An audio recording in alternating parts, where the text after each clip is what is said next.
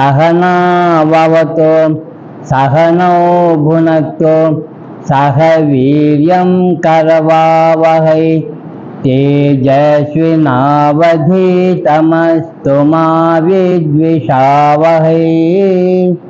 ओम शांति शांति शांति। हरि ओम तत्सत्। दृग्दृश्य विवेकम 20வது ஸ்லோகம் 19ல் கொஞ்சம் தொட்டுட்டு 20க்கு போகலாம். போன தடவை நம்ம பார்த்ததில்ல, பிரம்மணி ந கோச்சித் அப்படின்னு ஒரு ஸ்லோகத்தினுடைய ஒரு வாக்கியம், ஒரு வரி. பிரம்மத்தில் எந்த மாற்றமும் இல்லை அப்படின்னு சொன்னோம். அகல் விளக்கு இருக்கு இல்லையா, குடம் இருக்கு, அகல் விளக்கு இருக்கு, ஒரு கூஜா, ஒரு குவலை, இப்படி பலது இருக்கு. எல்லாமே மண்ணில் செஞ்சதுங்க வச்சுக்குங்க. எதில் செஞ்சுருக்காங்க? மண்ணில் செஞ்சுருக்காங்க. இப்போ ஒரு குடத்தை, மண்ணில் செஞ்ச குடத்தை சொல்லணும், அதை என்னன்னு சொல்லுவீங்க? என்ன சொல்லுவீங்க? மண் குடம்னு சொல்லுவீங்க. அதே மாதிரி ஒரு குவலை, ஒரு பூஜா, அதுதான். இப்படி சொல்றது சரியா? எது சொல்லணுமோ அதை சொல்லாம, எது இல்லாம போயிடுமோ அதெல்லாம் முதல்ல சொல்லணும். நல்ல யோசனை பாருங்க. குடம் இதில் செய்யப்பட்டது மண், அது எப்பவுமே அப்படியே தான் இருக்கும். குடம் மாறிடும், கூஜா மாறிடும், குவலை மாறிடும். அப்ப அது என்னன்னு சொல்லணும்? மண் குடம்னு சொல்லணுமா? மண்ணைத்தான் முக்கியத்துவம் கொடுக்கறதா இருந்தா என்னன்னு சொல்லுவீங்க? குடம் மண்ணு, கூஜா மண்ணு. அப்படி சொன்னீங்கன்னா எதை நீங்க எப்பவுமே ஞாபகப்படுத்தி சொல்லிட்டு இருக்கீங்க? அது உண்மையான பொருள். ஆனா வழக்குல நம்ம எதை சொல்றோம்? மாற்றி சொல்றோம்.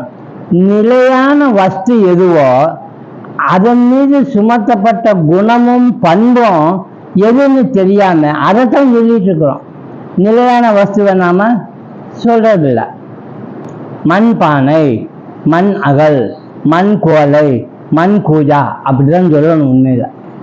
ஆனா நாம அதை சொல்றது. ஆனா இலக்கணத்துல நாம அப்படிதான் சொல்றோம். முதல்ல எது நிலையானதோ அடுத்த முன்னால கொண்டு வந்து சொல்றோம். அது ஏற்கனவே நான் உங்களுக்கு சொல்லி இருக்கிறேன். ஜடம் ஒண்ணு, உயிர் ஒண்ணு. ஜடமும் உயிரும் சேர்ந்தா ரெண்டும் கலந்து இப்ப வேலை செய்யுதுன்னா எது இருக்கும், எது போகும்?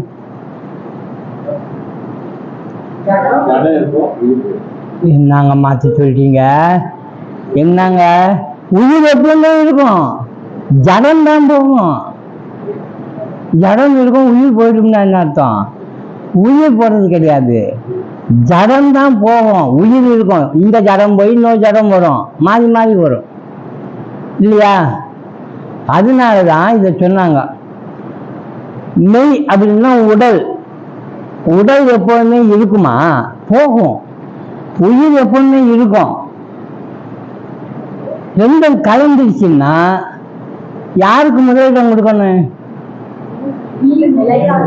ஏன் எது நிலையா இருக்கோ அதுக்கு தானே கொடுக்கணும். கா போட்டு ஒரு புள்ளி வச்சீங்கன்னா அது என்ன எழுத்து? மெய் எழுத்துன்னு சொல்லிட்டீங்க. மெய் எழுத்துன்னா அது உடல்னு அர்த்தம். இந்த இது மெய்னா நீங்க வேற மாதிரி எடுத்துக்க கூடாது. மெய்னா இது உடல், அது உடல் இக்கு. இந்த உடல் வேலை செய்யுமா? ஜடம் இது வேலை செய்யாது. ஸோ இதோட ஒரு உயிரை ஏற்றுங்க. ஒரு ஆணாவை ஏற்றலாமா? ஆ ஏற்றிட்டோம். இப்போ இக்கு முதல்ல போட்டிருக்கீங்க. இக்கு பிளஸ் ஆ. ஆ என்ன எழுத்து? இக்கு என்ன எழுத்து? மெய் எழுத்து பிளஸ் உயிர் எழுத்து இஸ் ஈக்குவல் டு. ஏங்க மாற்றி சொல்றீங்க? மெய் பிளஸ் உயிர் இஸ் ஈக்குவல் டு மெய் உயிர் எழுத்து அப்படி சொல்றதுக்கு பதிலா என்ன சொன்னீங்க? உயிர் மெய் எழுத்துன்னா இதையே இங்க அப்ளை பண்ண மாட்டேங்கிறீங்க. எங்க? குடம் இது மெய் பிளஸ் மண்ணு இசுக்குவல் டு அப்படிதான் சொல்லணும். கரெக்டா மாற்றி சொல்றீங்க. அப்போ மண் குடம் அப்படின்னு நீங்க சொல்றீங்க. மண்ணை முன்னால கொண்டு வந்து குடம் மண் சேர்க்கிறப்போ குடம் தான் முன்னால இருக்கு, மெய் தானே முன்னால எழுது நான் இக்குன்னு. அப்பதானே உயிர் சேர்த்தான். உயிர் நிறையா இருக்குது. நீங்க கையில போட்டுக்கிற வளையல், காதுல போட்டுக்கிற கம்மல், இது எல்லாம் நாமமும் ரூபமும் கொண்டது. அதுக்கு ஆதாரமும் இருக்கிறது எது? அப்போ ஒரு கம்மல், என்ன கம்மல் அது? தங்க கம்மல், தங்க வளையல், இப்படிதான் சொல்றோம். எதுக்கு முக்கியத்துவம் கொடுத்தோம்? எங்க குடிச்சீங்க? வளையலத்தான் சொல்றீங்க. என்ன வளையல் இது? தங்க வளையல்.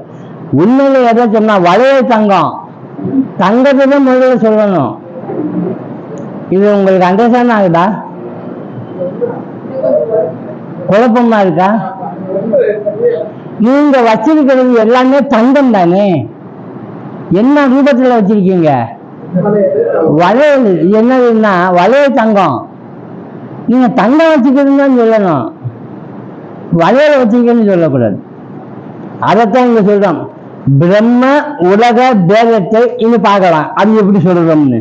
உலகமாகவும் அதில் உள்ள உயிரற்றவையாகவும் இருப்பது பிரம்மம் என்று அறியாமல், பிரம்மம் எங்கேன்னு கேட்கிறோம். அதாவது மண்ணும் பானையும் சேர்ந்து இருக்கக்கூடிய ஒரு பொருள்ல மண் பானைங்கிறப்போ பானையை பார்த்துட்டீங்க, மண் எங்கன்னு கேட்பீங்களா? கேட்க மாட்டோம்ல. அது மாதிரிதான் பிரம்மம், பிரம்மத்தோட என்ன சேர்ந்திருக்கு? உலகம். பிரம்மத்தோட உலகமும் சேர்ந்ததான் பிரம்ம சர்க்கம் கலந்துருக்கு. இப்போ பேதம் தெரியணும், பிரம்மம் இது உலகம் இதுன்னு தெரியணும். நமக்கு தெரியல. இப்ப ரெண்டையும் கலந்து இருக்கிற நமக்கு ஒன்னே ஒண்ணு தெரியுது. எது? பானை மட்டும்தான் தெரியுது. பானை ஏதாவது செய்யப்பட்டதுன்னு சொல்லாம இந்த உலகத்தை மட்டும் பார்த்துட்டு பிரம்மம் எங்க இருக்குது அப்படின்னு கேட்கிறோம். அது பிரம்மம் தான் என்ன இருக்கு? பிரம்மம் பானை ஆகலைங்க, பிரம்ம உலகமா இருக்கு. மண்ணு பானை ஆன மாதிரி பிரம்ம உலகமாயிருக்கு. இங்க மண் தான் உடைய பொருள். இந்த கூஜா, பானை, கோலை, குடம் இதெல்லாம் ஏற்றப்பட்ட பொருள். அப்போ இந்த மாற்று வடிவங்களான இருக்கக்கூடிய இந்த பொருள் என்ன பண்ணுது? தான் முந்தி கொண்டு உள்ள வந்து எதை மறைக்குது? மண்ணை மறைச்சு இந்த குடம் முன்னால வந்து குடம் அப்படின்னு முன்னாடி நிற்குது. நாம தான் அறிவாளியா மாற்றிக்கணும். அதனால்தான் பானையின் பின்னே மண் ஒளிந்து கொண்டது போல வடிவங்கள், பெயர்கள் மெய்ப்பொருளை மறைத்து நிற்கின்றன. எது மெய்ப்பொருள்? பிரம்மம். அதை மறைச்சு நிற்கிறது எது அப்படின்னு கேட்டா இந்த உலகாதிகள், பிரபஞ்சம் முழுது. இப்ப நமக்கு ஏன் கயிறு தெரியாம இருக்குது? ஏன்னா அந்த பாம்பு கைத்தை மறைச்சிருக்குது. மறைச்சு எதை காட்டுது? பாம்பை காட்டுது. அப்போ நமக்கு உண்மை கண்டுபிடிச்ச பின்ன நம்ம இப்ப என்ன சொல்லணும் தெரியுமா? பாம்பையும் சொல்லணும், கைத்தையும் சொல்லணும். சேர்த்து சொல்லுங்க. இல்லைங்க, தங்கத்துல வளையல் பண்ணிட்டீங்க. நீங்க ரெண்டையும் சேர்த்து சொல்றீங்களா இல்ல ஒண்ணு மட்டும் சொல்றீங்களா? இது தங்கம் வளையல் இல்ல அப்படியா சொல்றீங்க? அப்படிதான் சொல்லணும். ஆனா நமக்கு எது முக்கியம்? ஆதாரம். பாம்பு அல்ல, ஆதாரமா இருக்கக்கூடிய அந்த கயிறு. இப்போ இது தெரிஞ்சிச்சுன்னா நமக்கு என்ன வந்துருச்சுன்னு சொல்றோம்? ஞானம் வந்துருச்சுன்னு சொல்றோம். இப்ப ஞானத்தை பத்தியும் கொஞ்சம் சொல்லணும். என்ன ஞானம்னா? ஞானத்தை இங்கிலீஷ்ல சொல்றதா இருந்தா என்னன்னு சொல்லுவோம்? விஸ்டம். அப்ப சாதாரணமா சொல்றப்போ நாலேஜ்னு சொல்லுவோம். இந்த நாலேஜ்னு சொல்றது இனிமையான சொல் கிடையாது ஞானத்துக்கு. இவங்க ஒரு வார்த்தை சொன்னாங்க, விஸ்டம் அப்படின்னு. நாலேஜ்ங்கிறத எப்படி ஞானத்துக்கு சொல்லக்கூடாதுன்னு சொல்றோம் அப்படின்னா, இந்த மண் பானைன்னு சொல்றத நாலேஜா வச்சு கொள்ளலாம். மண் என்னன்னு வைக்கிறது அது அறிவா இல்ல. அதனாலதான் இங்க சொல்றாரு, நாலேஜ் என்று சொன்னாலே எதை பற்றிய நாலேஜ்னு நம்ம கேட்போம். நாலேஜ் எனக்கு நாலேஜ் எந்த நாலேஜ் உனக்கு இருக்கு அப்படின்னு கேட்போம். எதை பற்றிய நாலேஜும் இல்லாத நாலேஜ் ஒன்று இருக்கா இல்லையா? எதை பற்றிய நாலேஜும் இல்லாத ஒரு நாலேஜ் இருக்கா இல்லையா? அந்த நாலேஜுக்கு தான் நம்ம ஞானம்னு சொன்னோம். அதுதான் இவங்க விஸ்டம்னு சொன்னாங்க. அது எதை குறிக்குது? பிரம்மத்தை குறிக்குது. விஷயம் தெரிஞ்சவங்க சத்தமா பேசலாம், தப்பு ஆகாது. எந்த நாலேஜும் இல்லாத ஒரு நாலேஜ் எதுவா இருக்கும்? பிரம்மமா இருக்கும். எந்த நாலேஜ்னு சொல்றப்போ உலக விஷயங்கள்ல இருக்கிற நாலேஜ் அதெல்லாம் அதுகிட்ட இருக்காது. அதெல்லாம் என்னது? தோற்றுவிக்கப்பட்டது. அதுக்கு இங்கிலீஷ்ல இந்த விஷயத்துக்கு அந்த தோற்றுவிக்கப்பட்டதை விட்டுட்டு பிரம்ம லெவல்ல இருக்கக்கூடிய அந்த கயிறு லெவல்ல இருக்கக்கூடிய அந்த பொருளுக்கு நம்ம நாலேஜ்னு சொல்லாம ஞானம்னு சொன்ன மாதிரி அவர் இங்கிலீஷ்ல டிரான்ஸ்லேட் பண்ணா என்னன்னு பண்ணுவாரு? நாலேஜ் சொல்றாங்கன்னு சொன்ன உடனே அவர் இன்னொரு பேரை சொல்லுவார். அது என்னன்னு சொல்லுவோம் நம்ம? கான்சியஸ். கான்சியஸ்ன்ற வார்த்தையை பயன்படுத்துவாங்க அவங்க. அதுவும் தப்பு தான். ஏன்னா கான்சியஸ்னா இது எப்பவுமே இந்த கயிறு இருக்குது, பிரம்மம் எப்பவுமே இருக்குது, இல்லாம இல்லை. கான்சியஸ்ன்னு சொல்லிட்டீங்கன்னா தமிழ்ல அதுல என்ன சொல்லுவோம்? நம்ம வழக்கத்துல சொல்றது பிரஜை. பிரஜை இருக்கும், பிரஜை இல்லாமையும் நம்ம இருப்போம். அந்த மாதிரி இல்லாம இருக்கிற பொருள் அல்ல அந்த பிரம்மம். அதனால ஞானம்ங்கிறத எதை குறிக்கும் அப்படின்னா, கான்சியஸ்னா விழிப்பு நிலை, அன்கான்சியஸ்னா பிரஜை இல்லாத நிலை. எனவே ஞானம் என்பதை ஞானம் என்றே அழைக்கணும் நாம. அதனால ஞானம்னா நம்ம எதை குறிப்பிடுறோம்? ஞானம் வந்துடுச்சுன்னா அதை எதை குறிப்பிடுறோம்? பிரம்மம் என்னவா இருக்கிறதா குறிப்பிடுறோம். பாம்பா இல்லைங்கிறத புரிஞ்சு கொண்டோம்னு குறிப்பிடுறோம். பிரம்மத்தை தனியா புரிஞ்சு கொள்ளல. பிரம்மம் இன்னொரு பொருளா தெரிஞ்சிட்டு இருந்தது எனக்கு. இப்ப என்னாச்சு? தெரியாம ஞானம் என்று அழைக்கிறது தான் பொருத்தமா. இதுக்கு எந்த அறிவும் இல்லைன்றனால இது எப்படிப்பட்ட அறிவுன்னு சொல்லலாம்?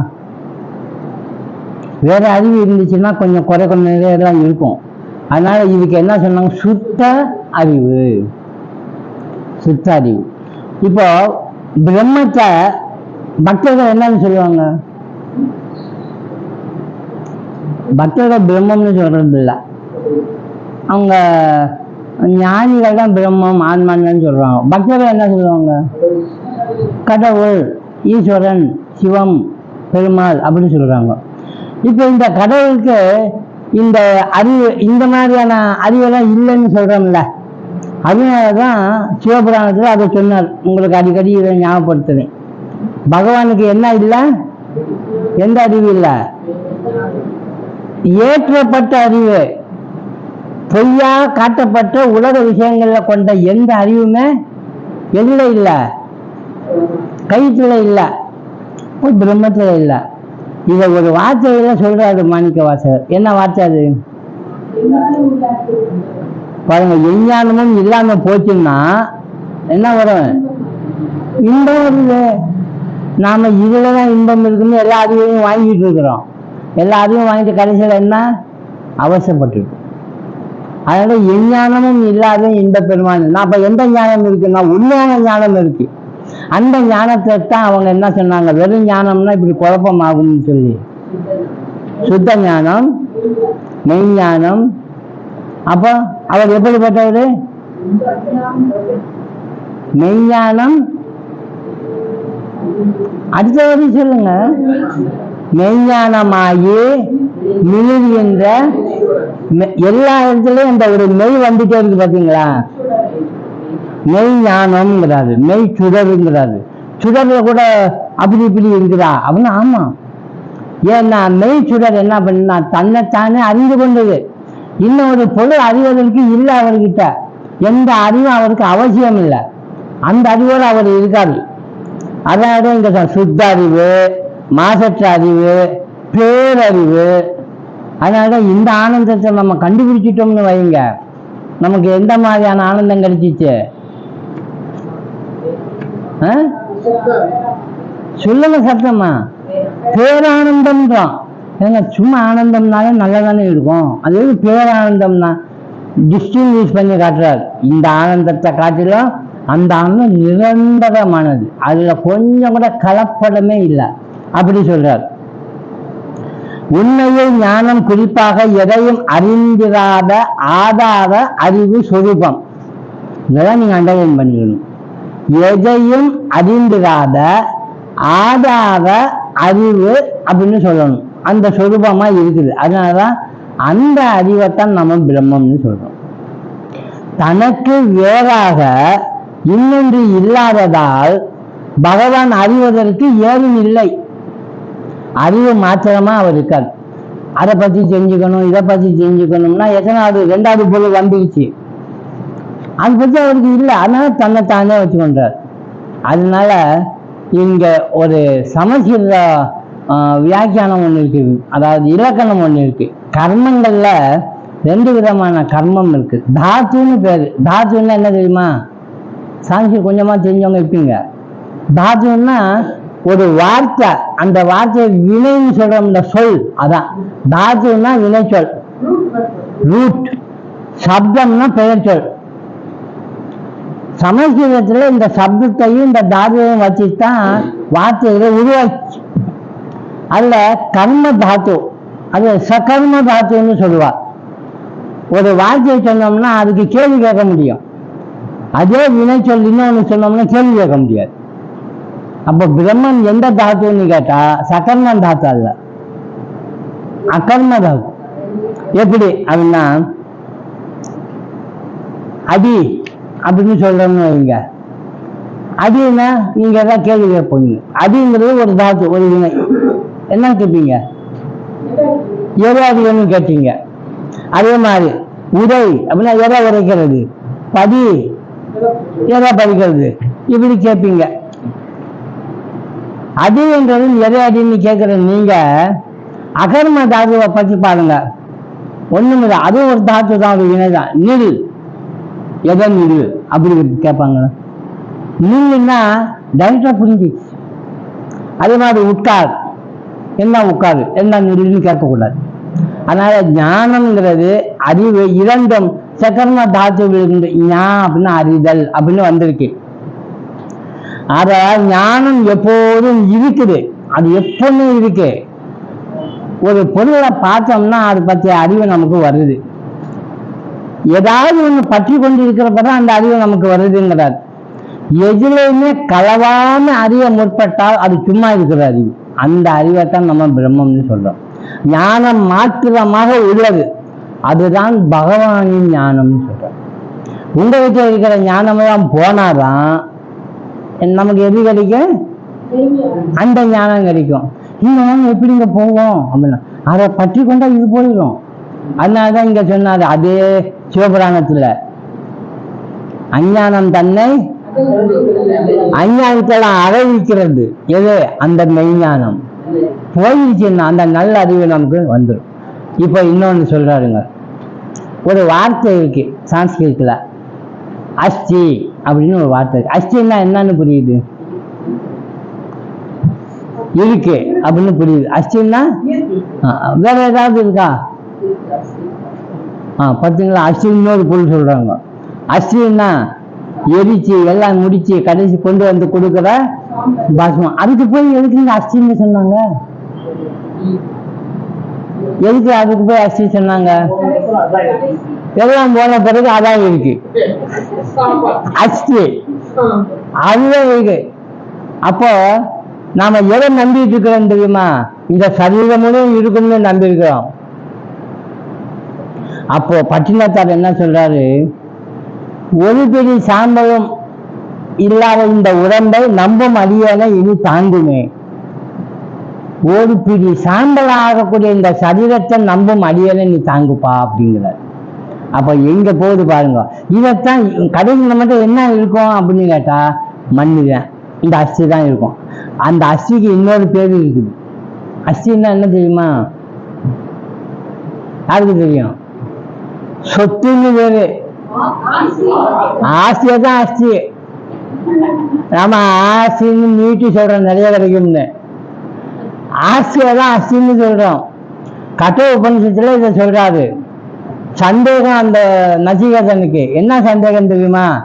இருக்குங்கிறீங்க, இல்லைன்னுங்கிறீங்க, இருக்கா இல்லையா? எது அது எதுன்னு அவர் சொல்லல. அதனாலதான் இங்க ஒரு வார்த்தையை வச்சாரு. அஷ்டி தேக்கே நாயம் அஷ்டிட்டு தைக்கே அப்படின்னு உலகத்தில் சொல்றாங்க. அஷ்டி இட்டிச்ச ஏக்கே ஒரு சாரால் இருக்குங்கிறாங்க. எது தெரியுமா? உயிர். உடல் போன பிறகு ஒரு பிடி சாம்பல் ஆயிடுச்சு, சரீரத்துல இப்படி ஆயிடுச்சு. உயிர் என்னாச்சு? அது இருக்குமா இருக்காதா? எரிக்கிறப்ப உயிர் எரிஞ்சிருந்தா இல்லை வேற எங்காவது போயிடுச்சா? அதை பற்றி சொல்லு அப்படிங்கிறார். இருக்குங்கிறியா? அதை பற்றி சொல்லு. இல்லைங்கிறியா? அதை பற்றி சொல்லு. ஏன்னா ஒரு சாகர் என்ன சொல்றாங்க? இல்லைங்கிறாங்க, நான் அஷ்டி அப்படிங்கிறாங்க. இப்போ இருக்குன்னு சொல்றவங்களுக்கெல்லாம் ஒரு பேர் கொடுத்துருக்காங்க, அஸ்திங்கிறாங்க இவங்க. அதனால அவங்களுக்கு என்ன பேரு? ஆஸ்திகன். அஷ்டிகன் தானே சொல்லணும். ஏன் நீங்க நீட்டி ஆஸ்திகன் சொன்னீங்க? அப்படிதான் பொருள் சொத்துன்னு வந்துச்சு. அஸ்திய ஆஸ்தின்னாங்க. அப்போ ஆஸ்திகன்னா இருக்குன்னு சொல்றவங்க. இப்ப நாமெல்லாம் இருக்குன்னு சொல்றவங்களா இல்லைன்னு சொல்றவங்களா? எப்பவுமே இருக்கு. எப்பவுமே நாங்க இருக்கோம், நம்ம இல்லாம போறதே கிடையாது. நாஸ்தி அப்படிங்கிறவங்க இப்படிலாம் ஒன்றும் கிடையாதுங்க அப்படின்னு, இந்த பொருள் உண்மையான பொருள் இல்லை அப்படின்னு சொல்லக்கூடியவங்க, அதுதான் அஸ்தின்னு. இங்க நம்ம என்ன பார்க்க போறோம்னா சத் அப்படின்னு ஒரு வார்த்தை. சத்துங்கிற வார்த்தைக்கு தான் பிரம்மம்னு சொல்றோம். ஹரி ஓம் தத் சத். தத் சத் அப்படிங்கிறோம். தத் சத்துன்னா உண்மையான அது, அவ்வளவுதான்.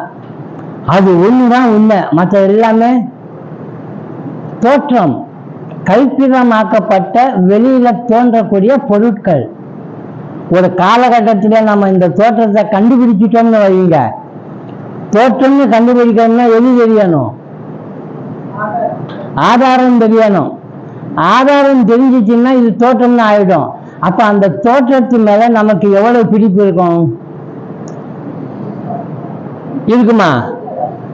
கனவு கண்டுட்டு இருக்கிறீங்க, அது நல்ல கனவோ கெட்ட கனவோ, ஒருவேளை ரொம்ப நல்ல கனவுன்னு வைங்க. கண்டுட்டே இருக்கிறப்போ உங்க கனவுலையே அதை நீடிக்கட்டும்னு நினைப்பீங்களா, சீக்கிரம் முடியட்டும்னு நினைப்பீங்களா? நீடிக்கட்டும்னு நினைப்பீங்க. அது கனவு, இருக்க போறது இல்லை, ஆனா நினைப்பு அப்படி வருது. அது மூலையில யாரோ வந்து தட்டி எழுப்பிட்டாங்கன்னு வைங்க, உங்களுக்கு கோபம் வருது. ஏன்? நல்ல கனவு கெடுத்துட்டியலா, என்ன பண்ண?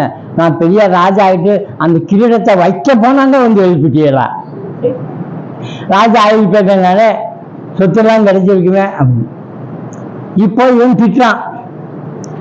நாய் துறைச்சுது, 4-5 நாய். ஐயோ அம்மாண்டு இவன் ஓடிட்டு இருக்கிறான்.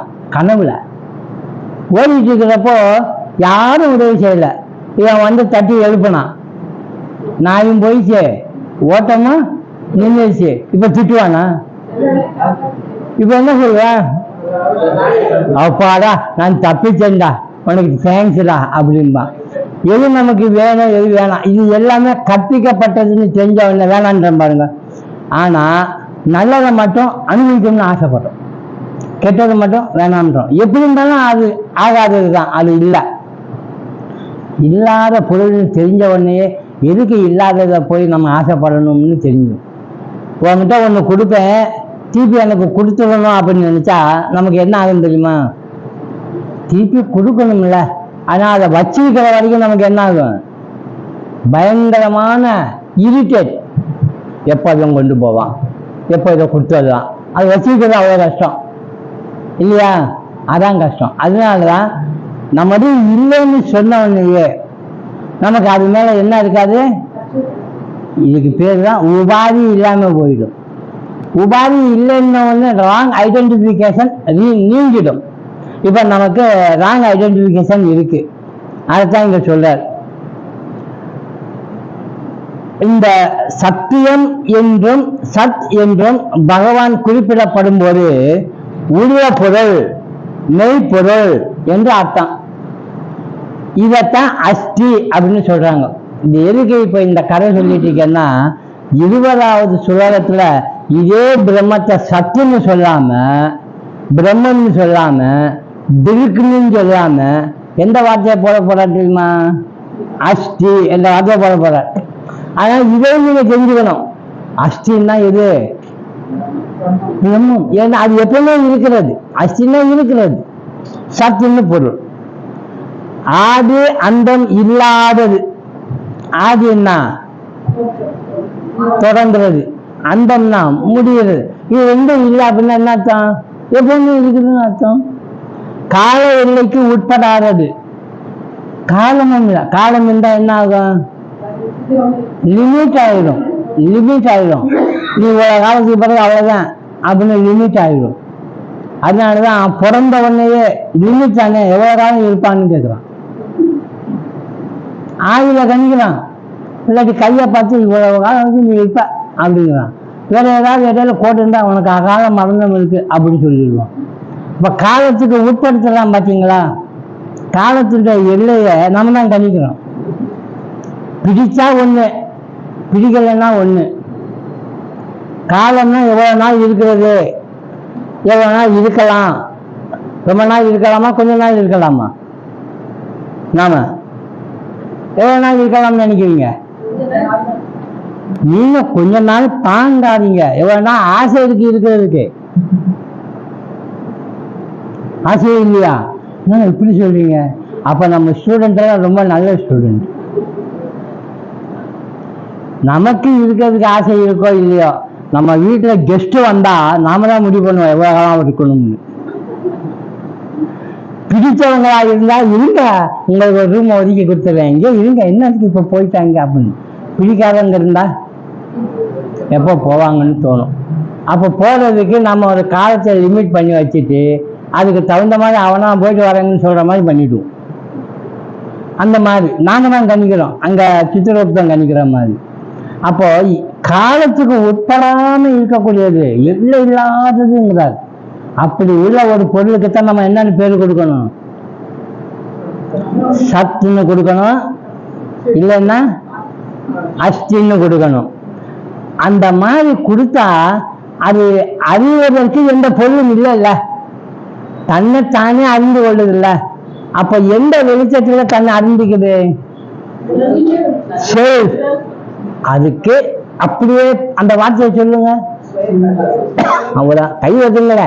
இந்த ஒவ்வொரு நல்ல வார்த்தையை சொல்லிக்கிறாங்க. ஸ்வயம் பிரகாசம்.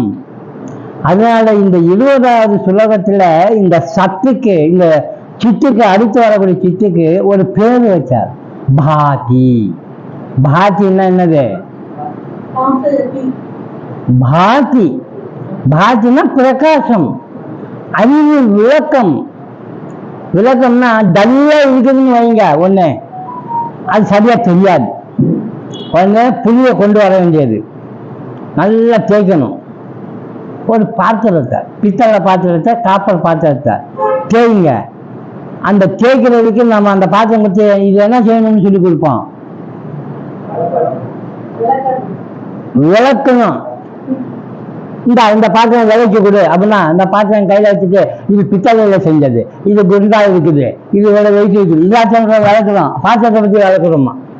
அதை சொல்லல. பாத்திரத்தை விளக்குன்னா எதை விளக்குறான்? அது டல்லா இருக்குது, அதை புளிய போட்டு பல பலன்னு ஆக்கலாம். பார்த்துட்டு நல்லா பிரகாசிக்குதா? அந்த பிரகாசம் ஆச்சு. இந்த பிரகாசம் அதுக்கு எப்பவுமே இருக்கு. சுயம் பிரகாசம். எதையும் கொண்டு விளக்க வேண்டியது இல்லை, நாம தான் விளக்க வேண்டியிருக்கு. அதனாலதான் நமக்கு குரு இருக்காது, ஆச்சாரியா இருக்காது, சிஷியர்கள் தேவைப்படுது. அவருக்கு டல்லா இருக்கு, அறிவு பத்தல, இங்க வா நல்லா சொல்லித்தாருன்னு.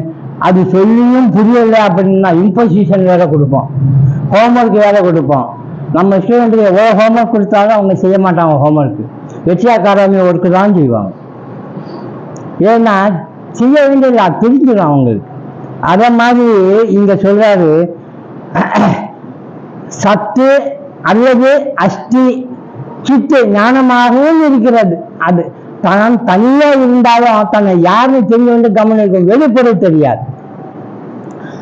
அது சும்மா டல்லா இருந்து அது சுகமா இருக்கா, ஆனந்தமா இருக்கா, ஒண்ணும் இல்லாம இருக்கான்னா இயல்பாகவே அதுக்கு ஒரு ஆனந்தம் இருக்கு சொல்றார். அதான் உலகாகிய பரவஸ்து அஷ்டியாக பாஜியாக, அதாவது விளக்கமாக அறிவாக இருப்பதாக இருக்கிறது. பாஜி என்றால் அறிவு ஞானம், அஷ்டி பாஜியாக பிரம்மம் ஆனந்தமாய் உள்ளது. அப்படி தனியா இருந்தா அதுக்கு தாங்க ஆனந்தம். அது சொல்றாரு, தனியா நம்ம இருக்கப்ப ஆனந்தமா இருக்கோம், தன்னுடன் ஒருத்தரை சேர்த்து கொண்டோம்னா அங்க குழப்பம் வருதுன்னு. நம்ம அப்படிதான் சேர்த்து கொண்டோம். அதுதான் சொல்ற, பொருளால் இடத்தால் எல்லை அற்றதை அனந்தம் என்போம். அனந்தம்னா எல்லையே இல்லை, அதுக்குதான் அனந்தம்னு பேரு. அனந்தம் என்பதை ஆனந்தம் பிரியம் என்றும் கூறுவார். ஏன்னா எல்லாம் இருந்துச்சுன்னா அவனுக்கு ஒரே ஆனந்தம். சொத்து எல்லாம் மட்டும் இருக்கு, இன்னும் கொஞ்சம் எங்காவது இருக்கு, அதை எடுக்கணும்னு எல்லாம் கிடையாதுன்னா எல்லாம் உள்ளவனுக்கு என்ன கிடைக்கும்? திருப்தி, பூரணம். அந்த பூரணம் கிடைச்சவனே அவனுக்கு எல்லாமே கிடைச்சிருச்சுன்னு அர்த்தம். பிரம்மம் இப்ப எப்படி இருக்கு தெரியுமா? அஷ்டி பாதி ஆனந்தம் இல்லையா? இந்த வார்த்தையை இப்பதான் நம்ம கேட்கிறோம். இதே வார்த்தையில பிரம்மத்தை பத்தி நம்ம வேற பல இடங்கள்ல சொல்றப்ப என்னன்னு சொல்லுவோம்? அவ்வளவுதான், சத்து சித்து ஆனந்தம். இது இப்ப புது விதமா என்ன சொல்றாரு? அஷ்டி பாதி ஆனந்தம் அப்படிங்கிற. இதுதான் 20வது ஸ்லோகம், படிச்சு பாருங்க. அஷ்டி பாதி பிரியம் ரூபம். பிரம்மம் எப்படிப்பட்டது? அஷ்டி பாதி பிரியம். பிரியம்னா ஆனந்தம், ரூபம் அந்த விதத்தில் இருக்கு. நாமச்ச இதி அம்ச பஞ்சகம். நாம ரூபம் இத்திச்ச பஞ்சகம், மொத்தம் 5. அடிப்படையா இருக்கக்கூடிய பிரம்மம் 3 எடுத்திருக்கான். தோற்றுவிக்கப்பட்ட பிரம்மத்து மேல தோற்றுவிக்கப்பட்ட அந்த மெய்ப்பொருள் அடைச்சி அதை மறைத்து வெளியே தோற்றத்துக்கு காட்டக்கூடியது 2 தான். என்னென்ன? நாமம் ரூபம் பிரச்சாரம். அதை சொல்றாரு. அந்த நாமமும் ரூபமும் தான் நாம பார்க்க முடிகிறது. மண் பானை, மண்ணுக்கு அஸ்தி பாக்கி பிரியம் தான். தோற்றத்துக்கு பேரும் இருக்கு, ரூபமும் இருக்கு. அதான் இங்க சொன்னார். சத்து சித்து ஆனந்தம் நாமம் ரூபம் என்று 5 அம்சங்கள் உள்ளன. எதுக்கு? பிரம்மத்துக்கு இல்லை, பிரம்மமும் உலகமும் கலந்து இருக்கக்கூடிய இந்த பிரபஞ்சத்துக்கு. இப்ப இந்த பிரபஞ்சத்துக்கு 5 அம்சம் இருக்கு. 2 அம்சத்தை தான் நாம பார்க்கிறோம். மற்ற 3 அம்சம் அதுக்குள்ள மறைஞ்சு இருக்குது. இந்த 3 அம்சத்தை மறைச்சு இந்த உலகம் நம்ம 2 அம்சம் மட்டும் காட்டிட்டு இருக்க. நம்ம என்ன செய்யணும்? இப்போ இந்த 2 அம்சத்தை பார்க்காம விடணும். ஏய் விலகு, நான் உள்ள இருக்கிற அந்த 3 அம்சத்தை பார்க்கணும் அப்படின்னு நீங்க அதை எப்படியாவது கண்டுபிடிச்சு அதை விளைச்சிடணும். விலைக்கு நீங்க அது பார்க்கணும். அது எப்படி முயற்சி பண்ற மாதிரி இருக்கும்னா, இங்க இருக்க ஒரு பெரிய வெள்ளை ஸ்கிரீன்ல ஒண்ணுமே அது தோற்றுவிக்காம இருக்கிறப்ப ஸ்கிரீனை பார்த்துட்டே இருப்பேன், ஆனந்தமா இருக்கும். படத்தை போட்டாங்கன்னு வைங்க, ஸ்கிரீன் எங்க போச்சு? ஸ்கிரீன் அங்கே இருக்கு. அது சத்து எப்பவுமே இருக்கு, அங்கதான். அதுலதான் நினைவுறு எல்லாமே. எது? நாம ரூபம் விழுந்துருச்சா? நீங்க இப்ப எதை பாக்குறீங்க? சரி, நாம ரூபம் மட்டுமா பார்த்தீங்க? பிரம்மத்தையும் சேர்த்து பாக்குறீங்க, ஆனா உங்களுக்கு தெரியல. இப்ப நீங்க என்ன யோசிக்கணும்? இதெல்லாம் எது மேல விழுகுது, அதைத்தான் நான் பார்க்கணும். இதெல்லாம் பார்க்க கூடாது. என்ன நீங்க என்ன முயற்சி பண்ணணும்? எப்படி விளக்குறது? டாக்டர் சார் சொல்றாரு, எவன் இந்த ப்ரொஜெக்டை போட்டுக்கானோ அவனை பிடிச்சி அடிச்சு போல ஆஃப் பண்றான் அப்படின்னு சொன்னா முடியுது கதை இல்லையா? அவனை ஆஃப் பண்ணிட்டா முடிஞ்சிச்ச, இல்ல கரண்ட் கட்டாச்சுன்னா முடிஞ்சுத. இங்க கட்டாக மாட்டேங்குது. அந்த கரண்ட் கட் ஆகிறதோ இந்த ப்ரொஜெக்டர் காரனை விளக்குறது யாருன்னு தெரியுமா? தொடர்ந்த முன்மாயை நீக்கி பிறந்த பயனை தந்தாய். தொடர்ந்த முன் மாயை நீக்கி பிறந்த பயனை தந்தாய் அப்படின்னு அந்த அம்மா மேல பாடுறோம். அடைக்கலம் நீயே அம்மா. ஸ்ரீ சக்கர ராஜசிம்மா சனீஸ்வரின்னு அந்த அம்மாவை கூப்பிட்டு பாடி, ஏன்னா அந்த அம்மா தான் மாயை திரை.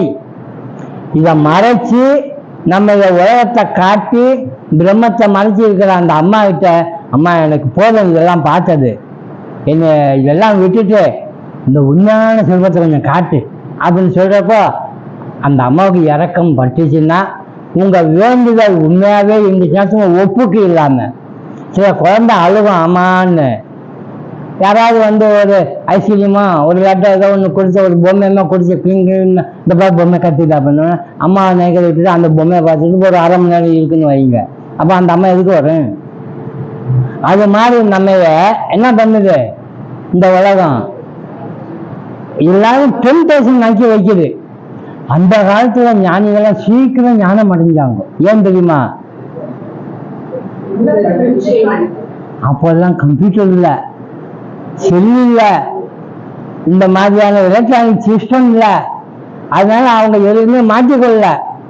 இப்போ ஒரு சின்ன டப்பா அதை வச்சுக்கிட்டு தெருவில் நடக்கிறான். அது கையில கூட வைக்க மாட்டேங்குதான், பாக்கெட்ல வச்சிருக்கான், காதுக்குள்ள மாட்டிருக்கான். அவன் பாட்டு சிரிச்சுட்டு போறான் அப்படிங்கிறான். தூரம் ஒரு ஆள் பார்த்தா என்னடாது அவனா சிரிக்கிறான், அவனா கையாட்டுறான், கை வேகமா ஆட்டுவான், தலை வேகமா ஆட்டுவான். யாருக்கு பேசுவான்னு தெரியலைங்க. தெரியாதனமா நான் ஒன்னா காரில் பிரயாணம் பண்றப்போ முன்னால டிரைவர், நான் பின்னால உட்காந்துருக்கேன்.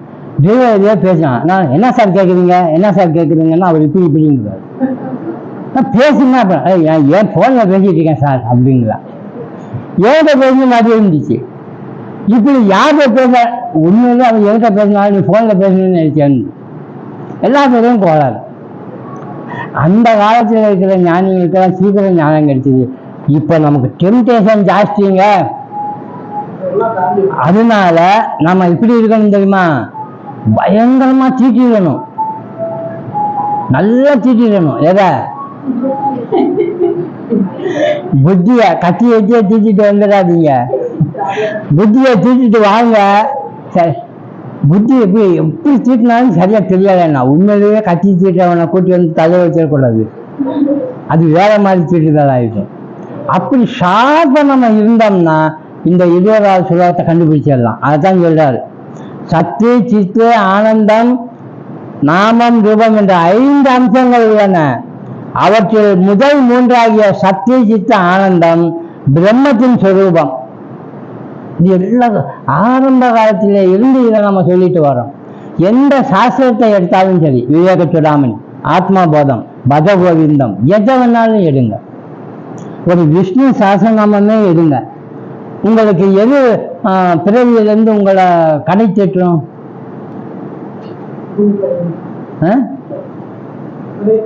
இந்த 3 அம்சத்தில் தான் உங்களை கடை தேற்றும். நாம ரூபம் கடை தேற்றாது. நாம ரூபத்துக்குள்ள நுழைஞ்சா முடிஞ்சு போச்சு கதை. நாம ரூபத்தில் இருக்கிறதா இலக்கண இலக்கியங்கள் எல்லாம், கதைகள் எல்லாம். இது எப்படி வந்துச்சு, அது எப்படி வந்துச்சுன்னு. ஒரு தோட்டத்துல ஒரு ஆள் போறான். ரோசா செடி, பூச்செடி, அது கலர் கலரா விதவிதமா இருக்கு. உள்ள நுழைஞ்ச உடனே அவன் பார்த்தான். ஆள் போனவன் நேரா ஒரு ரோஸ் செடி கிட்ட போனான். ஆஹா, இந்த பூ எப்படி இவ்வளவு மென்மையா இருக்கு, இந்த ரோஸ் இவ்வளவு கலரா இருக்கு, இது எப்படி கலர் எப்படி ஆச்சு அப்ப சொல்லிட்டு அவன் இந்த இதழ்கள் எல்லாம் எடுத்து சேர்த்து ஜாமாக்கி சாப்பிட்டா உடம்புக்கு ரொம்ப நல்லதுன்றான். அது தோட்டத்துக்கு போய் ரோஸ் செடியா பார்த்து என்ன நினைக்கிறான்? உடம்புக்கு நல்லதுன்னு ரோஸ் செடியெல்லாம் பூவெல்லாம் எடுத்து சாப்பிட பார்க்கலாம். இது மெட்டீரியலிஸ்ட். உடம்புக்கு நல்லது, உடம்புக்கு நல்லது, உடம்ப வளர்த்துட்டு இருக்கான். இன்னும் ஒரு ஆள் வரான், கொஞ்சம் நல்ல ஆள். அவன் உள்ள போறான். அதை ரசிக்கிறான். இந்த பூ இவ்வளோ கலர் இருக்கும், எப்படி வந்திருக்கும், எல்லாம் பகவானுடைய கிருபை அப்படின்னு அந்த அழகை ரசிக்கிறான். அந்த அழகை ரசிக்கிறவனுக்கு உடம்பு பற்றி சிந்தனை வரல. ஆனா ரசிக்கிறது எது? மனசு. அப்படி ரசிச்சு அவன் ஆனந்தப்பட்டான். அதே கார்டனுக்குள்ள இன்னொரு ஆள் உள்ள போறான். ஒரே இந்த ரோஸு இந்த கலரில் வருது, இதே செடியில அந்த வெள்ளை கலரையும் வர வைக்கணும்னா என்ன செய்யலாம் அப்படின்னு ஆராய்ச்சி பண்ணி அதை கட் பண்ணி அதை எடுத்து இதில் மாற்றி அப்படி இப்படி செஞ்சு கடைசியில் ஒரே ரோஸ் செடியில 2 கலர் வர வச்சுட்டான். அவன் என்ன சொல்லுவான்? சயின்டிஸ்ட். அவன் புத்தியில வேலை செய்கிறான். அப்படி ராமகிருஷ்ண பரமஹம்சர் சொல்றாரு, மாமரத்துக்கு தோட்டத்துக்குள்ள போயிட்டேன்னா நீ எத்தனை மாம்பழம் இருக்கு, எது எந்த ரகம் சேர்ந்தது, இதுல இவ்வளோ காய்க்குதா அப்படின்னா இந்த மரம் எத்தனை வச்சிருக்கிறாங்க, இப்படியெல்லாம் நீ ஆராய்ச்சி பண்ணிட்டே இருந்தா வேஸ்ட். எதுக்கா உள்ள போன மாந்தோப்புக்குள்ள? உனக்கு என்ன வேணும்? மாம்பழம் சாப்பிட்டு மட்டும் போ. அதுதான் நாம ரூபத்துல நீங்க ஆராய்ச்சி பண்ணினீங்கன்னா இந்த 3 அம்சத்தை பார்க்க மாட்டீங்க. அதனால்தான் இப்படி நானூ ரூபத்துல ஆராய்ச்சி பண்றவனை பார்த்து சங்கராச்சாரியர் என்ன சொல்றாரு? இப்படி சொல்றப்ப டக்குன்னு அது ஸ்ட்ரைக் ஆகணும். பகவந்தத்தை மூட மனமே, மூட மனமேங்கிறார். பஜ கோவிந்தம் பஜ கோவிந்தம் கோவிந்தம் பஜே மூடமதே. அதை விட்டுட்டு உலகத்துல இது எத்தனை உலகம், இது அத்தனை உலகம், நம்ம என்ன செஞ்சா சொர்க்கத்துக்கு போவோம், என்ன செஞ்சா இதெல்லாம் உனக்கு என்னத்துக்கு? பஜ கோவிந்தம். இந்த கோவிந்தவ என்ன செய்யக்கூடாதுன்னு சொன்னாரு? சம்பிராப்தேசன் நிகிதே காலே நகி நகி ரக்ஷதிது கிருங்கரன். இலக்கணம் படிச்சுட்டு இருக்கான். வயசு என்னன்னா 95. இன்னும் 5 வருஷமா 2 வருஷமா தெரியாது. என்ன இலக்கணம் படிக்கணும், இந்த தாத்து எப்படி வந்துச்சு, இது எது உபசர்க்கமா சேருது அப்படின்னு ஆராய்ச்சி பண்ணிட்டு இருக்கான். உனக்கு இப்ப தேவையா? இதெல்லாம் விட்டுட்டு என்ன செய்யணும்? பஜகோவிந்தம். நீ பஜகோவிந்தம் பண்ண கோவிந்தனை பஜிச்சேன்னா உனக்கு என்ன ஆகும்? நீ எதுக்காக பிறந்தியோ அந்த காரியத்தை சாதிச்சிடுவ. ஒன்னும் சாதனை பண்ண வேண்டாம். உள்ளம் உருகி மனசு அளவுல இந்த மனசார சொல்லணும் போங்கல்ல, மனசார சொல்றாங்க. மனசு ஆற அப்படின்னா விரும்பி சொல்றாங்கன்னு அர்த்தம். உண்மையாவே சொல்றாங்க, சும்மா ஒப்புக்கு சொல்லல, உண்மையா சொல்றாங்களாம். உண்மை எங்கிருந்து வரும்? உதட்டுல இருந்து வருமா, உள்ள இருந்து வருமா? உதட்டுல இருந்து வரக்கூடியதெல்லாம் உடன் சொல்றதுதான் உண்மையா இருக்கும், இல்லைன்னா அது பொய்யா இருக்கும். அதுதான் கண்ணதாசன் சொன்னார், உள்ளம் சொல்வது உதட்டு சொல்லாமல் உண்மை பிறப்பதில்லை. உள்ளம் சொல்வது உதடு சொல்லாமல் உண்மை பிறப்பதில்லை. அப்ப உதடு சும்மா சொல்லிச்சுன்னா அது உண்மை இல்லை, உதத்திலிருந்து சொல்லணும்னா.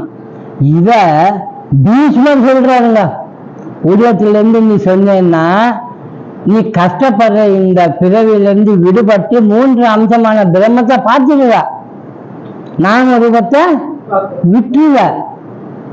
எப்ப சொல்றாரு? யாருக்கு சொல்றாரு? அர்ஜுனனுக்கு இல்ல, பாண்டவர்களுக்கு. ஸ்பெஷலா தர்மர் தான் போய் கேட்கிறாரு யுதிஷ்டிரர், ஐயா நாங்க எல்லாத்தையும் கொண்டுட்டோம், ஒன்னையும் சேர்த்து எல்லாம் செத்து போயிட்டாங்க, நாம வெற்றி அடைஞ்சிட்டோம், ஆனா எங்களுக்கு மோட்சம் அடைறதுக்கு வழி இருக்கா? நாங்க பாவம் செஞ்சிட்டோம், இதுல விடுபடுறதுக்கு என்ன வழி? பயம் வந்துருச்சு. யாருக்கு? சொந்தக்காரங்க எல்லாம், மாமா மச்சான் குழந்தை பேரன் பேத்திகள்லாம் அழுகுறாங்க, எல்லாத்தையும் அனாதை ஆக்கிட்டோம். இத்தனையும் நம்ம வெற்றிங்கிறது அவங்களுடைய பிணத்து மேல நின்று வெற்றி அடைஞ்சு ராஜ்யத்தை ஆள போறோம். நமக்கு உயிர் இருக்குதா, வழி இருக்கா? இப்படிலாம் செஞ்சிருக்க கூடாது, ஆனா செஞ்சிட்டோம். உறுத்துது தர்மருக்கு. பீஷ்மர் சொல்றாரு, கவலைப்படாது, எல்லாத்துல இருந்து உனக்கு விடுதலை அடைறதுக்கு ஒரு வழியை சொல்றேன் கேளு. என்ன வழி? யஸ்ய ஸ்மரண மாத்ரேன ஜன்ம சம்சார பந்தனாத் விமுச்யதே நமஸ்தஸ்மை விஷ்ணவே பிரப விஷ்ணவே. ஒன்றும் கவலைப்படாது. யஸ்ய ஸ்மரண மாத்திரேன, யாருடைய பேரு ஸ்மரணம் பண்ண மாத்திரத்திலேயே ஜென்ம சம்சார பந்தனாத், ஜென்மத்தில் இருந்து வரவு போக்கும் வரவும் புனருமலா புண்ணியனே. அது மாதிரி நீ வர்றதும் போறதுங்கிறது இல்லாம நீ மோட்சம் அடைஞ்சு நிம்மதியா திருப்தியான்னு இருப்ப. எல்லா நாளைக்கும் உனக்கு கிடைச்சிடும். அப்படின்னா நீ பிரம்மனை கண்டுபிடிச்சிருவ. ஸ்மரணை பண்ணு. எதை ஸ்மரணை மாத்துவேன? பகவான் ஸ்மரணை. ஒரு பேரு 2 பேரா?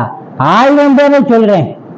ஏன் ஒரு பேர் விட்டாலும் இன்னொரு பேரும் வரும் அப்படின்னு சொல்லி எல்லா பேரையும் சொன்னா 1000 பேர் சகஸ்ர நாமம். ஒவ்வொரு நாமத்தையும் நீங்க அதுக்கு அர்த்தம் கண்டுபிடிச்சு பாருங்க, அருமையா இருக்கும். ஓம் முதல்ல ஆரம்பிக்கிறாரு மேலிருந்து. விஸ்வம் விஷ்ணு சட்காரோ பூத பௌய பவத் பிரபு. அவன் தான் பிரபு. எப்படிப்பட்ட பிரபு? விஸ்வம். விஸ்வம்னா பிரபஞ்சம் முழுதும் அவன் விஸ்வம். அப்படின்னா எதை காட்டுறது தெரியுமா? கயிற்றுக்குள்ள மேல செய்கிற பாம்பே அவன் தான் தான்தான். நீ அவனை தான் பார்த்துட்டு இருக்க. தெரிஞ்சுக்கோ அவன் யாரு? விஸ்வம். அவன் ஆதாரமா இருக்கிற பொருள் தான் அந்த பிரம்மம். அதனால அவனை நீ நெக்லெக்ட் பண்ணிடாத. விஸ்வம் விஷ்ணு எங்கும் இருக்கிறான். பாம்பு அந்த கயிற்றுக்குள்ள எல்லாத்துலயும் வியாபிச்சிருக்கான். அதனாலதான் சொல்றார், உலகமாக படைக்கப்பட்ட இதுல எல்லாத்துலயும் கயிற்று மேலதான் உலகமே இருக்கு. ஏதாவது ஒரு பகுதி வால் பக்கம் விட்டுட்டு 1/4 பங்கு விட்டுட்டு மிச்ச பங்குல தான் உலகம் அப்படின்னு யாராவது சொல்லுவாங்களா? அப்ப அது என்ன? அதுதான் பிரம்மம், மற்றதெல்லாம் உலகம் அப்படின்னு யாரும் சொல்லுவாங்களா? சொல்ல முடியாது. அதனால உபனிஷத்துல முதல் வரியே என்ன சொல்லிட்டான் தெரியுமா? எல்லாத்துலயும் கலந்து இருக்காது. என்ன உபனிஷத்து? முதல் உபனிஷத்து முதல் வாக்கியம், முதல் ஸ்லோகம். ஈசாவாஸ்யம் இதம் சர்வம். இதம் சர்வம் என்னது? இதம் இங்கு சர்வம் எல்லாமாக இருக்கிற இதுல ஈசா வாசம், ஈசன் வாசம் செய்கிறான். அப்ப அந்நியமா எதுவுமே இல்லைங்க. ஆமா, கயிற்றுக்கு அந்நியமா பாம்பு இருக்கா? பாம்பு எங்க இருக்கு? கயிற்றுக்குள்ள தான் இருக்கு. ஆனா கயிறு தான் பாம்புக்குள்ள இல்லை. பாம்புல கயிறு இருக்குன்னு சொல்லக்கூடாது. பாம்பு கயிற்றுக்குள்ள இருக்கு. கயிறு தான் பாம்பா தெரிகிறதுங்கிறது அடிப்படை ஆதாரம். இதைத்தான் இங்க சொல்ல வந்தார். இருப்பு, அறிவு, ஆனந்தம், வடிவம், பெயர் என 5 அம்சங்கள் அறிவதற்கு உள்ளன. முதல் 3 பிரம்மத்திற்கு இயல்புகள், பிந்தைய 2 உலகிற்கு இயல்புகள். இப்ப இங்க விஷயத்தை சொல்றாரு. அஸ்தி அப்படின்னா ஒரு பொருள் இருக்குன்னா அதனுடைய அறிவு. மலர் என்னும் பொருள் உள்ளது, இது அஸ்தி இருக்கு. விரும்புகிறேன், அது பிடிக்குதுல்ல, அதனால அது அறிவு மட்டும் இல்லாம மலரை பார்த்து அறியாமல் விருப்பம் எழாது. அதனால அங்க என்ன ஆகுது? அந்த மலர் பிரகாசிச்சு நமக்கு ஒரு ஆனந்தத்தை கொடுக்குது. மலரை பார்த்து யாராவது ஆனந்தப்படாமல் இருப்பாங்களா? அது ஒரு தாமரைப்பூ மலருதுன்னா பார்த்து எவ்வளோ அழகா இருக்கும். மலர் மட்டும் இல்லை, நீங்க சாயங்காலமோ காலையிலையோ நிறைய மரஞ்செடி கொடிகள் இருக்கிற இடத்துல மொட்டை மாடியில உக்காந்து கொஞ்ச நேரம் இருந்து பாருங்க. ஏகப்பட்ட பட்சிகள், கிளி மாதிரி விதவிதமான பறவைகள் வரும். ஒன்று மரத்தை கொத்துற மாதிரி வரும், மூக்கு நீளமாக இருக்கும், ஒன்று குட்டையாக இருக்கும், ஒன்று வளைஞ்சி இருக்கும். அது அத்தனை கத்துற விதமும் ஒரு விதமாக இருக்கும். ஒவ்வொன்றும் ஒவ்வொரு விதமாக கத்தும். அந்த ஒளி எழுப்புற விதமே அலாதியாக இருக்கும். அது நம்ம எல்லாத்தையும் கேட்டு பாருங்க, உங்களுக்கு என்னவா தோணும்? ஆனந்தமா இருக்குமா இல்லையா? ஆக பொருள் இருக்கு, அதனுடைய அறிவு நமக்கு வந்துடுது கூடவே. அப்ப நாம ரூபம் நமக்கு என்ன தருது? ஆனந்த தருது, கூடவே ஒரு அறிவை தருது, கூடவே அஸ்தி ஏதோ ஒரு பொருள் ஆதாரமா இருக்குங்கிறதையும் அது தருது.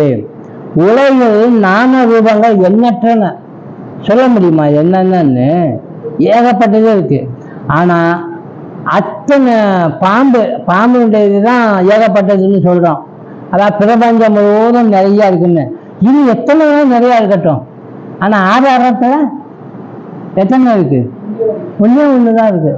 அந்த 1 3 நம்ம சொல்றோம், அஸ்தி பாக்கி பிரியம்னு. ஆனா 3 தனித்தனியா இல்லை, அது 1 இந்த 3 இருக்குது, அவ்வளவுதான். ஆனா ஒண்ணுதான்.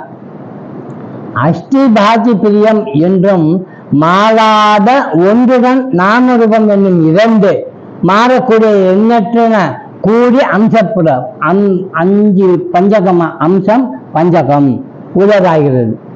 ஆக எதோட கூடி இருக்குது, அதான் நாம ரூபத்தோட மட்டும் கூடி இருக்கு. நம்ம உள்ள பொருளை பார்க்கணும்னா நம்ம தடுக்க வேண்டிய பொருள் ஒன்றே ஒன்று தான், நாமத்தையும் ரூபத்தையும் தடுக்கணும். இப்போ பிரம்மனை நீங்க தியானம் செய்து அடைய முடியுமா?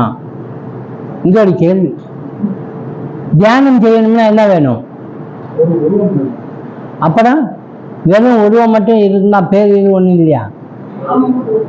நாமமும் வேணும், ரூபமும் வேணும். நீங்க ஒரு முயற்சி பண்ணி பாருங்க. இங்க இருக்கிற உங்களுடைய பேரை சொல்லுங்க, ஆனா அவங்க ரூபத்தை பார்க்கக்கூடாது, பேரை மட்டும் சொல்லணும். முடியுமா?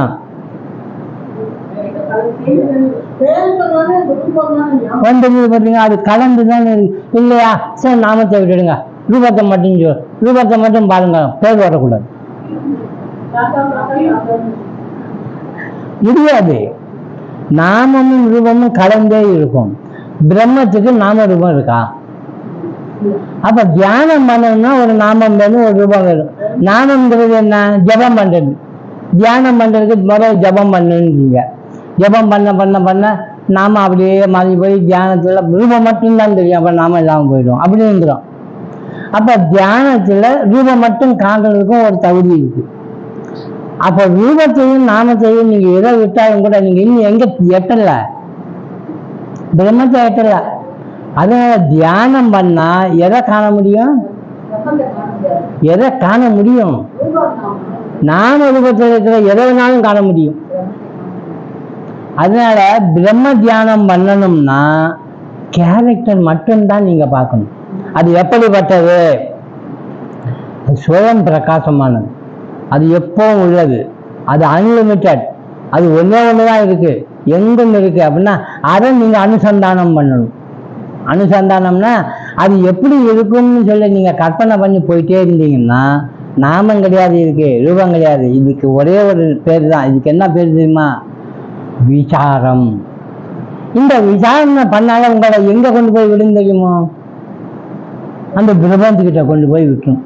அதைத்தான் சொல்றாரு, அஸ்தி பாதி பிரியம் ஆஜ்ய திரயம் என்றும் ஏகமாகிய பிரம்மத்தை குறிக்கிறது. இது வெவ்வேறான மூன்று அல்ல. எது அஸ்தியோ அதுதான் பாதி. அது எது இருக்கோ அது பிரகாசிச்சுட்டு உக்காந்துருக்கு. பிரகாசிச்சு உக்காந்துருக்குதுங்கிற அறிவோட இருக்குது இல்லை, அதனால இந்த மூணு சேர்ந்துதான் இருக்கு. அஸ்தி பாதி பிரியமாகிய பிரம்மம் சுயம் பிரகாசமாக திறந்துவது. சுயம் பிரகாசமாக திறங்குவதற்கு நம்ம இதுவரைக்கும் என்ன பேர் சொல்லிட்டு இருக்கோம்? பிரம்மம் தான். நம்ம பாடம் படிக்கிறதுல எந்த பாடத்தை படிச்சுட்டு இருக்கிறோம்? அதான் இந்த மாதிரி கேள்வி கேட்கிறப்ப திருக்க விட்டுறக்கூடாதுன்னு சொல்லியிருக்கேன். சுயம் பிரகாசமா இருக்கிறது நம்ம கிட்ட எதுன்னு கேட்டா திருக்கு. அதுதான் சுயம் பிரகாசம் நம்ம கிட்ட. அதை அடிப்படை வச்சு கொண்டுதான் ஜீவனம் வந்துச்சு, அந்த ரூமா இருக்கக்கூடிய ஆன்மா வந்துச்சு. அது மயங்கி அந்த பக்கம் ஃபோக்கஸ் பண்ணி உலகத்துல நாம ரூபத்துல ஃபோக்கஸ் பண்ணி பந்தப்பட்டுட்டு நிற்குது. ஃபோக்கஸை கொஞ்சம் மாற்றினீங்கன்னு வைங்க, அந்த ரூம்ங்கிற அந்த ஆன்மாவுடைய ஃபோக்கஸ் எந்த பக்கம் இருக்கு? சாதாரணமா ஆள் பகுதியில் இல்லை, உலகம் பக்கத்துல இருக்குது இல்லையா? ரூமா இருக்கக்கூடிய அந்த ஆன்மா எதை ஃபோக்கஸ் பண்ணி இருக்கு? நாம ரூபமான பிரபஞ்சத்தை. அதனால அவனுக்கு ஜீவத்துவம் ஏற்பட்டு வாழுது, அனுபவிக்குது, கஷ்டப்படுது, சுகப்படுது, எல்லாம் பண்ணுது. அந்த ஃபோக்கஸை மெல்லாம் மாற்றி நான் எங்கேருந்து வந்து இதில் போய் மாட்டிருக்கிறேன், இதுல இருந்து வேணாம்னு நாம ரூபத்தை விட்டுட்டே வந்தா அவன் எங்க வந்து நிற்பான்? ஆள் எங்க வந்து நிற்பான்?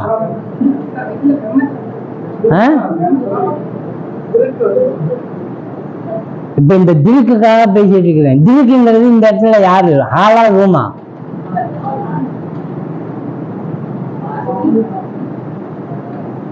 கரெக்டா சொல்லுங்க. ஆள் வந்து பிரம்மம், ஆள் அன்அட்டாச்சு, அது எப்பவுமே இருக்கிறது. இப்ப நான் தப்பா நினைக்கிறேன், தப்பா நினைக்கல, நான் மோட்சம் அடையணும், முக்தி அடையணும், அறிவு வேணும், அறிவு இதெல்லாம் பண்ணி இதெல்லாம் சொல்றது யாரு? அப்படி சொல்லுங்க. ரூமுக்கு என்ன பேரு? ஆன்மா. இப்போ கொஞ்சம் கொஞ்சம் வாடிங்க பார்த்தீங்களா? கேள்வி கேட்டு பதில் நீங்களே சொல்லணும்னு ஆரம்பத்தில் சொன்னது இதுதான். அப்போ ரூம்ங்கிறது தான் ஆன்மா. அந்த ஆன்மா தான் நம்ம எதை ஐடென்டிஃபை பண்ணணும்? பிரம்மத்தை ஐடென்டிஃபை பண்ணணும். இப்போ ரூம் ஐடென்டிஃபை பண்ணணும். நான் ஆன்மா தனியா இருக்கிற ஆளு, ஆனா தனியா இருக்கேன்ற தனித்தன்மை வந்திருக்கு. நானும் பிரம்மமும் வேற இல்ல, இந்த ஐடென்டிஃபை வேணும். ஆனா இது போக்கஸ் பண்ணப்பட்டது எங்க? தப்பா போக்கஸ் பண்ணப்பட்டது. நாம ரூபத்துல போய் பிரபஞ்சத்துல போக்கஸ் பண்ணோன்னு நான்ங்கிற அந்த ஆன்மா அங்க போயிட்டு ஜீவத்துவம் பெற்று வருது போகுது. புனரப்பி ஜனனம் புனரப்பிமா வாசாம்சி ஜீர்ணானி யதா விகாய. நீ ஆன்மாவாந்து கொண்டு நிறைய தடவை கலெக்டரா போடுற எல்லாம் நடந்துகிட்டே இருக்கு. இது வேணுமா வேணாமா? இல்லை இன்னும் கொஞ்சம் காலம் இருக்கு அப்படின்னு சொன்னா சரி இருந்துக்கும். வேணாம்னு இவனுக்கு தூவல் வந்துருச்சுன்னா நான் ஒரு பத்தை உதச்சி தள்ளிடுவான். அப்ப அவன் தண்ணி தானா நின்றுடுவான். அப்பதான் தான் யாருன்னு தெரியும், திருக்கு அப்படின்னு கண்டுபிடிச்சிடுவான். ஆனா இந்த திருக்கு அந்த பிரம்மத்தை திருக்குன்னு சொல்லக்கூடாது. அறிபவன் அல்லாதன், இவன் தான் அறிபவன். இப்போ இவன் என்ன செய்யணும்? தடுப்பா இருக்கக்கூடிய அந்த தடைகளை எடுத்த உடனே அது அவனாவே இருப்பான். ஹாலா ஏதோ ஒரு காரணத்தினால ரூமா தடுக்கப்பட்டான். இப்போ இவன் என்ன ஆயிட்டான்? மீண்டும் ஹாலாவே இருக்கான். ஹாலில் கலந்துட்டான்னு சொல்லக்கூடாது. கலக்கல, அப்பவும் கலக்கல, இப்பவும் எப்பவுமே அப்படிதான் இருக்கான். கலக்கப்பட்ட மாதிரி தெரியும். ஒண்ணும் இல்லை. இங்க ஒரு தண்ணி இருக்கக்கூடிய ஒரு வாஷ் பேசினோ ஏதோ ஒன்று பெருசா நீளம் அகலமா இருக்கக்கூடியதுல ஒரு தண்ணி வச்சிருங்க. செடிக்கெல்லாம் வைக்கிற மாதிரி பூவா ஒரு நீள குச்சி ஒன்று எடுத்துருங்க, நடுவில் ஒரு குச்சியா போடுங்க. தண்ணி இப்ப என்னவாகும்? பிளவு பட்டுச்சா? அந்த பிளவு பட்டுச்சு. இது இந்த பக்கம், அது அந்த பக்கம்னு சொல்லும். இந்த பக்கம் இருக்கிற தண்ணி நான் இந்த பக்கம் இருக்கேன் அப்படின்னு சொல்லுது. அந்த பக்கம் இருக்கிற தண்ணி நான் அந்த பக்கம் இருக்கேன்னு சொல்லுதுன்னு வைங்க. நடுவில் குச்சி எடுத்தவொடனே இப்ப இந்த தண்ணி இந்த பக்கம், இந்த தண்ணி என்ன சொல்லும்? நான் அந்த பக்கத்துல சேர்ந்துட்டேன் அப்படின்னு சொல்லுமா? அப்பவும் அது அப்படிதான் இருக்கும். அது சொல்லவும் செய்யாது. குச்சி இருந்தனால அந்த பக்கம் இந்த பக்கம் சொல்றோம். இப்ப யோசனை பண்ணி பாருங்க. திசைகளை இந்த பக்கம் அந்த பக்கம்னு சொல்லக்கூடிய இடத்த எதை வச்சு சொல்றீங்க? இருக்கிற இடத்த வச்சு இல்ல. உங்களுக்கு வலது பக்கம் யாரு, உங்களுக்கு இடது பக்கம் யாரு அப்படின்னு எதை வச்சு சொல்றீங்க? ரிலேட்டிவ் ஒரு விஷயத்த. இப்ப இந்த ஃபேனுக்கு அந்த பக்கம், ஃபேனுக்கு அந்த பக்கம் சொல்லணும்னா ஃபேன் வேணும். ஃபேனே இல்லைன்னா எந்த பக்கம் சொல்லுவீங்க? அவர் எங்க இருக்காருன்னா மேலே இருக்கார், கீழே இருக்கார், அங்க இருக்கார், சொல்ல முடியாது. அதனால்தான் பாடினாங்க, எங்கும் இருப்பது ராமனே, எதிலும் இருப்பது ராமனே, அங்கும் இருப்பது ராமனே, இங்கும் இருப்பது ராமனே. ஒரு வேளை அங்கே இங்குன்னு நீங்க சொல்லிட்டீங்கன்னா அங்க இருக்கிறது ராமன் தான், இங்க இருக்கிற ராமன் தான், அதை இங்க அங்க எல்லாம் இல்லை, எல்லாத்தையும் அதை இருக்கலாம் அப்படின்னு காட்டி சொல்லுது. ஆனா திசைகளே இல்லை. திசைகள் என்பது என்ன, இடம்ங்கிறது என்ன, அறிவுங்கிறது என்னன்னா எல்லாமே ரிலேட்டிவிட்டி. எந்த அறிவு ரிலேட்டிவிட்டி. ரிலேட்டிவிட்டி இல்லாம ஒரு அறிவை சொல்லுங்க. ரிலேட் பண்ணாம சொல்லணும். சொல்ல முடியுமா? சொல்ல முடியாது. ஏன்னா ரிலேட் பண்ணாம சொல்லக்கூடிய அறிவு ஒன்னே ஒண்ணுதான். எது அது? தானுங்கிற அந்த திருக்கு, அந்த ஆன்மா, இல்லாட்டி அந்த பிரம்மம், அவ்வளவுதான். அதனால நீங்க அஷ்டாவக்ர சம்ஹிதா, யோக வாசிஷ்டம் அப்படின்னு இன்னும் அட்வான்ஸா சில நூல்கள் இருக்கு. அதை படிக்கிறப்போ நீங்க ஆன்மா என்றோ பிரம்மம் என்றோ படிக்காம இன்னொரு பேரையும் வச்சு படிக்க சொல்லுவோம். என்ன பேரு? பிரம்மத்துக்கு வேற ஏதாவது பேர் இருக்கா? இருக்கா? ஆன்மாவுக்கு வேற ஏதாவது பேர் இருக்கா? இருக்கு. அது சொன்னோம்னா அது என்னங்க அப்போ அப்படின்னு கேட்கும். அது இப்போ வேண்டாம், குழந்தை. அது என்னன்னா பிரம்மம், இதான் பிரம்மமா? ஆமா. அப்போ வேற ஏதாவது இருக்கா? இருக்கு. இந்த பிரம்மத்துக்கு அப்புறம் இன்னொன்று இருக்குது. அது என்ன? பரபிரம்மம்.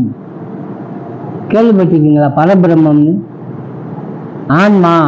ஆன்மா. ஆன்மாவுக்கு மேல ஏதாவது இருக்கா? இருக்கு. எது? பரமான்மா.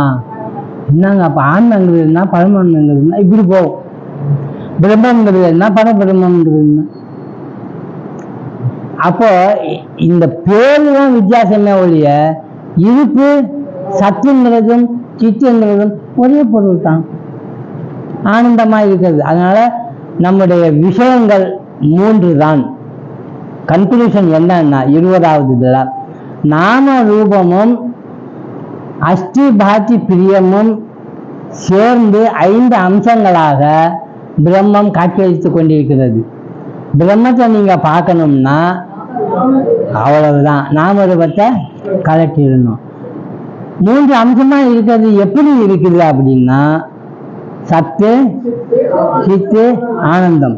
நாம ரூபமாக இருக்கின்ற அந்த 2 எப்படி இருக்கிறதுன்னா உலகமா இருக்குது. அந்த உலகமா இருக்கிறது உலகம் அப்படின்னு அதுல மயங்கி இருந்து வேலை செய்ய யாருன்னு கேட்டா இந்த ஆன்மான்னு சொல்லக்கூடிய அந்த ரூம்காரன் இருக்கான்ல, அவன் இந்த உலகம் நாம பார்த்தா கலந்து போயிடுறான். அப்ப அவனுக்கு ஒரு பேர் வருது. என்ன பேர் தெரியுமா? குட், ஜீவன். இப்ப 3 பொருள் கிடைச்சிருச்சு. ஜகத்து ஒண்ணு கிடைச்சிருச்சா, ஜீவன் தப்பான ஆள் ஒண்ணு கிடைச்சிருச்சா, இன்னொரு ஆள் யாரு? பரம். பரம்னா இந்த ஜீவனுக்கு அப்பால உள்ள ஆளு. அப்ப உலகத்தை பொறுத்த மட்டிலும் பிரம்மமும் அதுவும் கலந்து இருக்கக்கூடிய இந்த 5 அம்சங்களையும் 3 பங்கா பிரிச்சா 3 விஷயங்கள் நம்ம அறிவு பெறணும். எந்தெந்த அறிவு? ஜகத், ஜீவன், பரம். ஜெகத், ஜீவன், பரம், இந்த 3 விஷயங்களையும் நம்ம கற்றுக்கொள்றோம். அதான் அறிவு. பிரம்மத்தை பற்றி பரம்னு சொல்றோம்ல, அந்த பரம் பற்றி நம்ம அறிகிற அறிவு ஏற்கனவே சொல்லிட்டார். பரம் எப்படி இருக்கும்? அது 3ஆ இருக்கும். சத்து சித்து ஆனந்தம் 3 விஷயமா அது இருக்கும். நாம அந்த ஜெகத்தின் ஜீவனும் எப்படி இருக்கும்? 3 குணம் கொண்டு ஏற்ற தாழ்வோடு வாழ்ந்துட்டு இருக்கும். அதான் சத்துவம் ரஜசு தமசு. இந்த 3 குணங்கள் எதுவுமே எதோட சேராது? பிரம்மத்துக்கு சேரவே சேராது. இது இதுக்கு தான் சேரும். அதனாலதான் அந்த சுலோகம் ஒன்று பாடுவேன் இல்லை நான் அப்பப்போ. அது என்ன சுலோகம்? பிரம்மானந்தம் பரமசுகதம் கேவலம் ஞானமூர்த்திம் துவந்த்வாதீதம். துவந்த்வாதீதம் இரட்டு முல்லைக்கு அப்பால் உள்ளது. ககன சத்ருசம் தத்துவமஸ்யாதி லட்சியம் ஏகம் நித்யம் விமலமச்சலம் சர்வதி சாட்சிபூதம். சர்வதி சாட்சிபூதம், பாம்புக்கு ஆதாரமா இருக்கக்கூடிய அந்த கயிறு, அதான் சர்வதி சாட்சிபூதம் பாவாதீதம் திரிகுணரகிதம். திரிகுணரகிதம் சத்துவராஜ தமகுணத்துக்கு அப்பால் உள்ளது. சத்குரும் தம் நமாமி. அப்படி இருக்கக்கூடிய சத்குருவான அந்த விஷயத்துக்கு நான் நமஸ்காரம் பண்றேன் அப்படின்னு சொல்றேன். இந்த பாட்டை நீங்க கவனமா பாருங்க. இதை நீங்க அனுசந்தானம் பண்ணாலே நம்ம கொஞ்சமா நெருங்கிடுவோம், அறிவு பக்கம் நெருங்கிடுவோம். அதனால 20வது சுலோகத்துல சாரமா இருக்கக்கூடியது இதுதான். இன்னும் கொஞ்சம் நல்லா பார்க்கணும்னு நினைச்சா அடுத்த வாரத்தில் கொஞ்சம் டச் பண்ணிட்டு 21வது சுலோகத்துக்கு போகலாம். சகனாவத்து சுலோகம். ஓம் சகனாவது சகனோ புனக்து சக வீர்யம் கரவாவகை தேஜஸ்வினாவதீதமஸ்து மா வித்விஷாவகை. ஓம் சாந்தி சாந்தி சாந்தி. ஹரி ஓம் தத்சத்.